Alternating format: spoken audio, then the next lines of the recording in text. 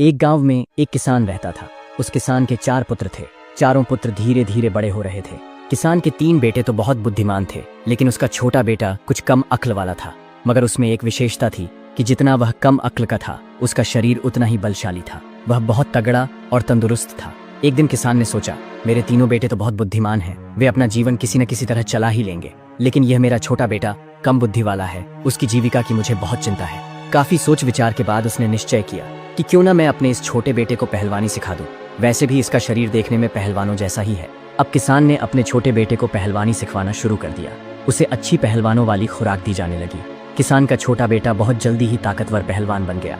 धीरे धीरे समय बीतता गया। कुछ समय बाद किसान ने अपने 3 बड़े बेटों का विवाह कर दिया। जब बड़े बेटों का विवाह हो गया तो तीनों बहुएं छोटे देवर से जलने लगी। वे मन में सोचने लगी, ये छोटा देवर कोई काम धंधा नहीं करता, पूरे दिन बस खाता रहता है, और हमारे पति मेहनत में लगे रहते हैं, ये बैठे बैठे मौज करता है। ये सोचकर तीनों बहुओं ने अलग होने के लिए झगड़ा खड़ा कर दिया। जब बहुएं अलग होने की जिद करने लगी तो किसान ने मन में सोचा, अब मुझे अपने छोटे बेटे का भी विवाह कर देना चाहिए। यही सोचकर किसान ने किसी तरह अपने छोटे बेटे का विवाह भी कर दिया। संयोग से वह पहलवान की पत्नी बहुत ही सुंदर और बुद्धिमान थी। आसपास के इलाके में कोई स्त्री उसके समान सुंदर नहीं थी। छोटे बेटे का विवाह होने के बाद किसान ने चारों बेटों को अलग अलग कर दिया ताकि घर में कोई झगड़ा ना हो। जब चारों बेटे अलग हुए तो 3 बड़े बेटे जो बुद्धिमान थे वे तो अच्छी कमाई करने लगे, लेकिन छोटा बेटा जो पहलवान था उसका तो बस एक ही काम था, अच्छा खाना खाना और रोज पहलवानी करना। इसी कारण जल्दी ही उसके घर में पैसों की तंगी होने लगी। जब खर्च पूरे नहीं हुए तो पहलवान की पत्नी उससे झगड़ने लगी। वह कहने लगी, तुम कोई काम धाम तो करते नहीं, दिन भर पड़े रहते हो और तुम्हें खाने में भी अच्छा अच्छा चाहिए, ऐसे हमारा गुजारा कैसे होगा। अब दोनों पति पत्नी में झगड़ा होने लगा। चूंकि पहलवान की पत्नी बहुत समझदार थी, उसने सोच विचार कर एक दिन कहा, तुम राजा के पास जाओ और उनसे कहो कि मुझे नौकरी चाहिए। पहलवान बोला, ये तुम क्या कह रही हो, मुझे तो कोई काम ही नहीं आता, मैं बस कुश्ती लड़ सकता हूँ और खा सकता हूँ, इसके अलावा कुछ आता ही नहीं, तो राजा मुझे नौकरी कैसे देंगे, और किसी तरह अगर नौकरी मिल भी गई तो मैं करूँगा क्या। तब उसकी पत्नी बोली, वह सब मुझ पर छोड़ दो, जैसा मैं कहूँ वैसा करो। तुम महाराज के पास जाओ और कहना कि मुझे लाख टकिया की नौकरी चाहिए, और यह बिल्कुल मत बताना कि तुम्हें कुछ नहीं आता। पत्नी ने पहलवान को समझा बुझाकर राजा के पास भेज दिया। पहलवान उदास मन से राजा के दरबार की ओर चल दिया। जब वह राजा के दरबार में पहुंचा तो राजा ने देखा कि बहुत हट्टा कट्टा बलवान आदमी उसके सामने खड़ा है। राजा ने पूछा, तुम किस लिए आए हो। पहलवान बोला, महाराज मुझे नौकरी चाहिए। राजा ने कहा, ठीक है, लेकिन पहले यह बताओ कि तुम क्या काम कर सकते हो। तब वो पहलवान कहता है कि महाराज, ऐसा काम जो आपके राज्य में कोई न कर पाए वह काम मैं करूंगा, परंतु इसके बदले में मैं आपसे 1 लाख का वेतन लूंगा। राजा कहने लगा, तो अच्छा, लखटकिया की नौकरी करोगे। वह पहलवान कहने लगा, जी महाराज। पहलवान राजा और मंत्री को लेकर जब अपने घर पहुंचा तभी राजा की नजर पहलवान की पत्नी पर चली गई। पहलवान की पत्नी तो सुंदर थी ही, वह इतनी सुंदर थी कि रानी भी उसके सामने कुछ नहीं थी। राजा यह देखकर आश्चर्य में पड़ गया। मंत्री कहने लगा, महाराज, आपके दादा ने भी एक लखटकिया को नौकरी पर रखा था। अपने मंत्री की बात सुनकर राजा बोला, तो ठीक है, हम भी अपने यहाँ एक लखटकिया को नौकरी पर रख लेते हैं। यही सोचकर राजा ने उस पहलवान को लखटकिया के रूप में अपने यहाँ नौकरी दे दी और कहा कि जब हमें तुम्हारी आवश्यकता होगी हम तुम्हें बुलवा लेंगे, तब तक तुम हमारे अतिथि गृह में रह सकते हो। अब तो वह पहलवान बड़े ही आराम से उस राजसी महल में रहने लगा और उसी दिन से वह पहलवान 1 लाख का वेतन पाने लगा। एक दिन राजा और उसके मंत्री पहलवान से कहने लगे, तुम कई दिनों से अपने घर नहीं गए हो, इसलिए अपने घर हो आओ, और हम भी तुम्हारा घर देखना चाहते हैं, इसलिए हम भी तुम्हारे साथ चलेंगे। महाराज की बात मानकर पहलवान राजा और मंत्री को लेकर अपने गांव के लिए चल देता है। पहलवान राजा और मंत्री को लेकर जब अपने घर पहुंचा तो पहलवान की पत्नी ने देखा कि राजा और मंत्री हमारे घर आए हैं, तो उसने उनके लिए बड़ा ही स्वादिष्ट भोजन बनाया और उन्हें अपने हाथों से परोसा। तभी राजा की नजर पहलवान की पत्नी पर चली गई। पहलवान की पत्नी तो सुंदर थी ही, वह इतनी सुंदर थी कि रानी भी उसके सामने कुछ नहीं थी। राजा यह देखकर आश्चर्य में पड़ गया। भोजन करने के बाद महाराज और मंत्री वापस चले आए। अब राजा मंत्री से कहने लगा, मंत्री जी, इस पहलवान की पत्नी कितनी सुंदर है, इसके सामने तो हमारी रानी कुछ भी नहीं है। राजा बोला, मंत्री जी, हम पहलवान की पत्नी को पाना चाहते हैं, इसीलिए मुझे कोई तरकीब बताओ, हमें क्या करना चाहिए। मंत्री कहने लगा, महाराज, मुझे कुछ समय दीजिए, मैं कोई न कोई उपाय सोचकर आपको बता दूंगा। राजा और मंत्री उसी दिन से पहलवान की पत्नी को हड़पने का षड्यंत्र रचने लगे। अब तो राजा ने बिना देर किए कुछ सिपाही भेजकर पहलवान को अपने दरबार में बुलवा लिया। पहलवान के दरबार में आते ही महाराज कहने लगे, हे पहलवान, तुम काफी समय से बैठे बैठे वेतन ले रहे हो, लेकिन अभी तक तुमने हमारा कोई काम नहीं किया है। अब तुम्हारे लिए एक जरूरी काम आ गया है। पहलवान बोला, आदेश कीजिए महाराज, मैं अवश्य करूंगा। तब राजा ने कहा, हमें 4 हूर बिलाव और नाम के जानवरों की जरूरत है। उनका तेल निकलवाना है और उस तेल से राजमाता के शरीर पर मालिश करानी है, जिससे उनकी बीमारी दूर हो सके। राजा की बात सुनकर पहलवान सोच में पड़ गया और कहने लगा, महाराज, मुझे कुछ समझ में नहीं आया, यह हूर बिलाव क्या होता है? राजा ने कहा, हम भी नहीं जानते, लेकिन यह काम सिर्फ तुम ही कर सकते हो, इसीलिए हमने इस कार्य के लिए तुम्हें ही चुना है। काफी सोच विचार के बाद पहलवान बोला, ठीक है महाराज, आप मुझे कुछ समय दीजिए। तब महाराज बोले, मैं तुम्हें 1 महीने का समय देता हूँ। अगर तुम 1 महीने में 4 हूर बिलाव नहीं ला पाए तो तुम्हें फांसी पर चढ़ा दिया जाएगा। महाराज की बात सुनकर पहलवान घबरा गया और आदेश का पालन करने के लिए हिमालय की ओर चल पड़ा। रास्ते में वह सोचता रहा, हमने तो कभी इस जानवर के बारे में सुना ही नहीं, न ही कभी देखा है। शायद मेरी पत्नी को इस बारे में कोई जानकारी हो, इसलिए एक बार अपनी पत्नी से मिल लेना चाहिए, शायद उसे कुछ पता हो। यही सोचकर वह सीधा अपने घर लौट आया और अपनी पत्नी को सारी बात बता दी। पहलवान की पत्नी ने जब सारी बात सुनी तो उसने मन ही मन विचार किया, ऐसा तो कोई मेरे मायके में बहुत से हूर बिलाव मिलते हैं। तुम ऐसा करो कि मेरे मायके चले जाओ और वहीं रहना। जब तक मैं खबर न भेजूं तब तक वापस मत आना। मैं अपने भाइयों से कहकर हूर बिलाव मंगवा दूंगी। ये बात सुनकर पहलवान खुश हो गया और अपनी ससुराल चला गया और वहीं पर आराम से रहने लगा। उधर पहलवान की पत्नी ने सोचा कि राजा अवश्य ही मेरे पति को ढूंढते हुए यहाँ तक आएगा। उसने सारी परिस्थितियों को पहले ही भांप लिया और अपने आंगन में 100 हाथ गहरा एक कुआं खुदवा दिया। फिर उसके ऊपर कच्चे धागों से एक चारपाई बुनकर रख दी और उस चारपाई के ऊपर अच्छे से बिस्तर लगा दिया। इधर राजा ने सोचा कि यही सही मौका है, पहलवान के घर जाकर उसकी पत्नी से अपने प्रेम का इजहार करना चाहिए। अगले दिन राजा ने पहलवान के दरवाजे पर दस्तक दी और आवाज लगाई। पहलवान की पत्नी ने आकर दरवाजा खोला। द्वार पर राजा को देखकर वह बोली, महाराज, इस समय मेरे पति घर पर नहीं है, इसलिए आप बाहर ही विराजिए, मैं आपके लिए भोजन पानी लेकर आती हूँ। राजा कहने लगा, अरे नहीं नहीं, मैं बाहर क्या करूँगा, मैं भी तुम्हारे साथ अंदर ही चलता हूँ। पहलवान की पत्नी को अपने जाल में फंसाने की नीयत से राजा कहने लगा, हे सुंदरी, लगता है कि पहलवान तुम्हें अच्छे से नहीं रखता है। अरे वह तुम्हें क्या अच्छे से रखेगा, वह तो खुद दूसरे की नौकरी करता है। अगर तुम हमारे महलों की रानी होती तो तुम्हारी जिंदगी कितनी खूबसूरत होती। राजा के मुख से ऐसी मीठी मीठी बातें सुनकर पहलवान की पत्नी समझ गई कि राजा की नीयत खराब है। उसने सोचा, अब इसे सबक सिखाना चाहिए। पहलवान की पत्नी ने राजा से कहा, आइए महाराज, अंदर आइए, आप ठीक कह रहे हैं, पहलवान किसी भी तरह से मेरे योग्य नहीं है। अब मैं ही उसे छोड़ दूंगी और आज से मैं आपके साथ ही रहूंगी। राजा उसकी बातों में आ गया और उसके साथ अंदर चला गया। घर के आंगन में पहलवान की पत्नी ने जो कच्चे सूत की चारपाई कुएं के ऊपर बिछा रखी थी और उस पर मखमल की चादर डाली थी, उसी चारपाई की ओर इशारा करते हुए पहलवान की पत्नी ने कहा, महाराज, आप इस चारपाई पर बैठिए, मैं अभी आती हूँ। जैसे ही राजा उस चारपाई पर बैठा तो कच्चे धागे से बुनी हुई चारपाई टूट गई और राजा सीधे उस कुएं में गिर पड़ा। महाराज के कुएं में गिरते ही पहलवान की पत्नी जोर जोर से हंसने लगी और बोली, महाराज, अब आप इसी कुएं में बैठकर अपना राजपाट चलाइए। ये सुनकर महाराज सोचने लगा, ये क्या हो गया, अब तो मैं फंस गया। जब 3-4 दिन हो गए और राजा अपने दरबार में नहीं पहुंचा तो मंत्री सोचने लगा, महाराज को क्या हुआ। महाराज तो पहलवान की पत्नी के पास गए थे, न जाने वहां क्या कर रहे हैं, मुझे भी चलकर देखना चाहिए। ऐसा सोचकर मंत्री भी पहलवान के घर की ओर चल पड़ा। मंत्री पहलवान के दरवाजे पर पहुंचा और आवाज लगाई तो पहलवान की पत्नी बाहर आई। बाहर आकर उसने देखा कि राजा के मंत्री जी खड़े हैं। वह बोली, कहिए मंत्री जी, कैसे आना हुआ। मंत्री कहने लगा, मैं महाराज से मिलने आया हूँ, वह 4 दिन से आपके यहाँ ही रुके हुए हैं। इस पर पहलवान की पत्नी बोली, वह तो उसी दिन लौट गए थे जिस दिन यहाँ आए थे। यह सुनकर मंत्री सोचने लगा, अच्छा हुआ महाराज यहाँ नहीं है, अब मैं इससे अपने दिल की बात कह दूंगा। मंत्री बोला, मैं इसलिए आया हूँ कि मैं तुम्हें बता दूं कि देखो, पहलवान तो अब मर ही जाएगा, वह जीवित नहीं रहेगा क्योंकि वह हिमालय के जंगलों में गया है। तुम कहाँ अकेली यहाँ रहोगी, इसलिए तुम मेरे साथ चलो, मैं तुम्हें महाराज के महल में रख लूंगा। पहलवान की पत्नी ने जब मंत्री की बात सुनी तो वह मंत्री के इरादे समझ गई। उसने फिर से दिमाग से काम लिया और कहने लगी, आप मेरे साथ अंदर बैठिए। इस प्रकार पहलवान की पत्नी मंत्री को बुलाकर अंदर ले गई और उसी चारपाई पर बैठने को कहा। मंत्री जैसे ही चारपाई पर बैठा तो वह भी सीधे कुएं में गिर पड़ा। मंत्री को देखकर राजा कहने लगा, मंत्री जी, तुम यहाँ कैसे। तब मंत्री ने कहा, महाराज, आप यहाँ कैसे।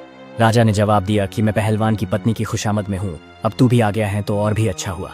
इस प्रकार राजा और मंत्री कुएं के अंदर फंस जाते हैं। 2-4 दिन बीतने पर राजा के सेनापति ने विचार किया कि राजा को ढूंढने के लिए मंत्री भी पहलवान के घर गया था, वह भी लौटकर अभी तक नहीं आया। मुझे भी चलकर देखना चाहिए कि उनके साथ आखिर क्या हुआ है।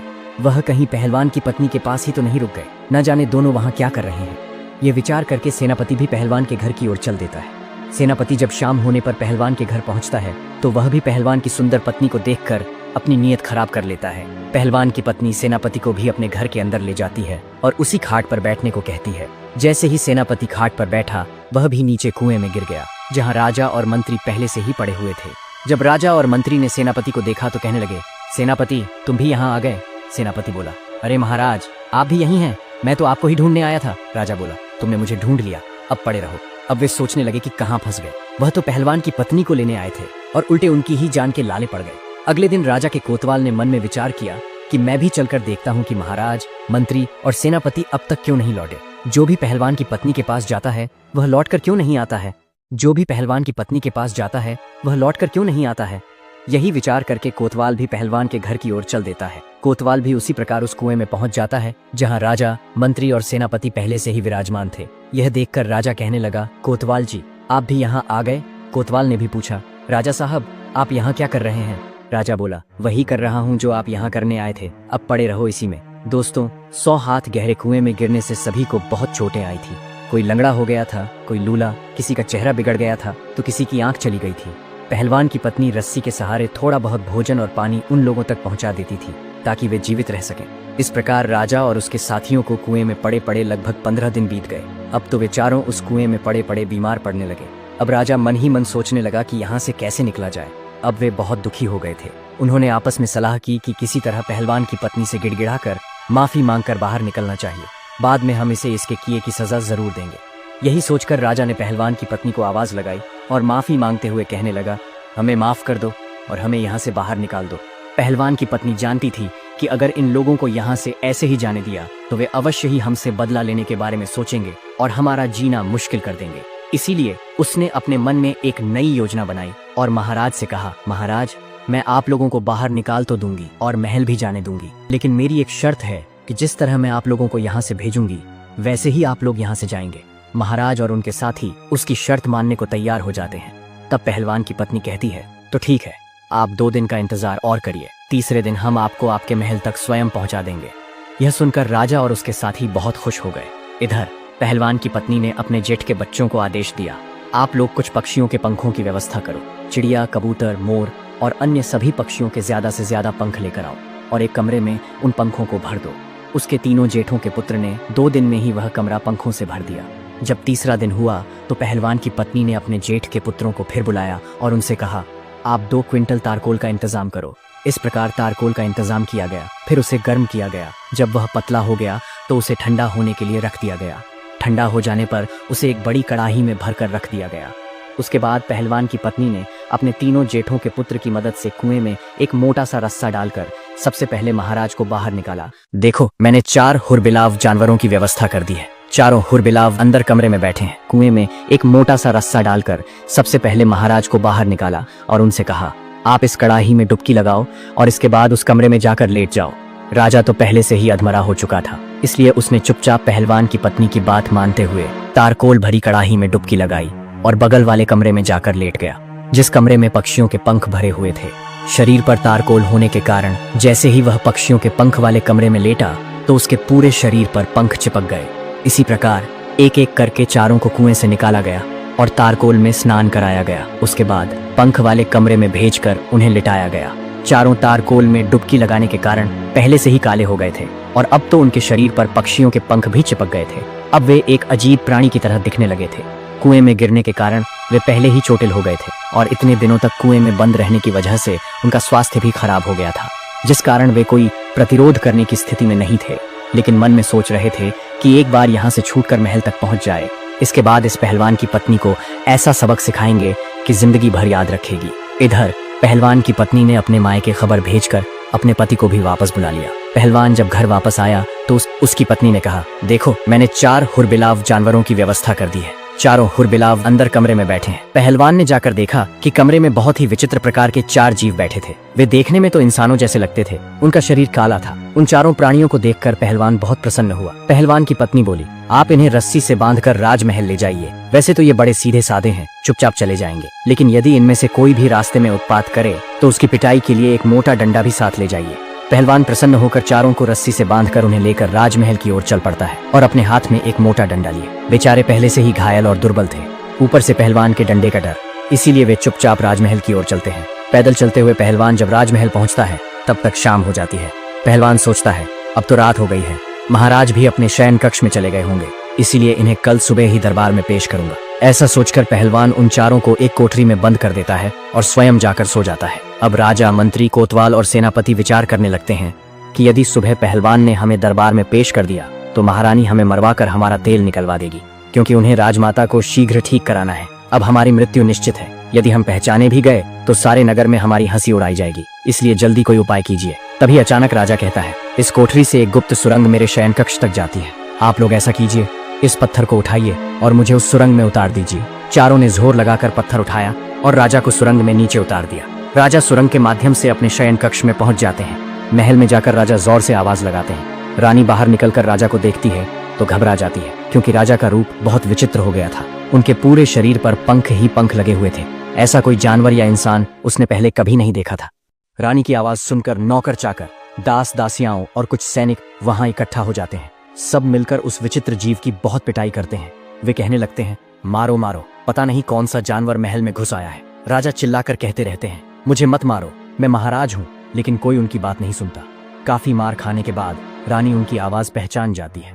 तब रानी सभी को कमरे से बाहर निकाल देती है और राजा से पूछती है, यदि आप सच में महाराज हैं तो फिर आपने यह क्या हुलिया बना रखा है? आपके साथ यह क्या हुआ? राजा कहते हैं, पहले शांत हो जाओ और मुझे चुपचाप स्नान घर ले चलो और थोड़ा मिट्टी का तेल मंगवाओ, मुझे जल्दी से स्नान करना है। रानी अपने सेवक को कहकर मिट्टी का तेल मंगवाती है और राजा मिट्टी के तेल से स्नान कराता है। नहाने के बाद अब वह अपने वास्तविक रूप में आ चुका था।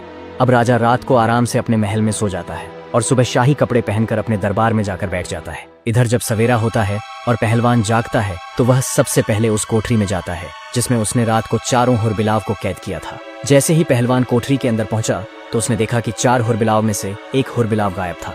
अब वहां केवल 3 ही हुरबिलाव बचे थे। अब तो वह डंडा लेकर उन तीनों को मारने लगा और पूछने लगा, बताओ एक कहाँ गया? तीनों कहने लगे, देखो भाई, हमें मत मारो, हम आपको सब कुछ बता देंगे। पहलवान कहने लगा, जल्दी बताओ, क्योंकि अगर महाराज देखेंगे तो वह हमें फांसी पर चढ़ा देंगे। तीनों कहने लगे, देखो, जब राजा तुमसे यह पूछे कि चौथा कहाँ है तो तुम यह कह देना कि हमें सब पता है। ज्यादा पूछताछ करोगे तो हम तुम्हारी पोल खोल देंगे, तब राजा समझ जाएगा और वह तुमसे कुछ नहीं कहेगा।